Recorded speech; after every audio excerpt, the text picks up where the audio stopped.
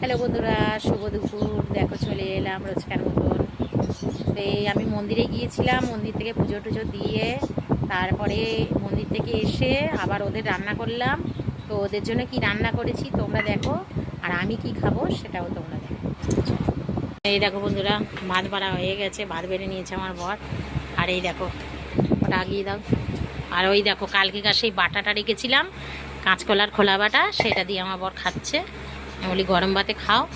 আর এই দেখো ডিমের ঝোল করে দিয়েছি, ওরা দুই বাপ বেটা খাবে ডিমের ঝোল।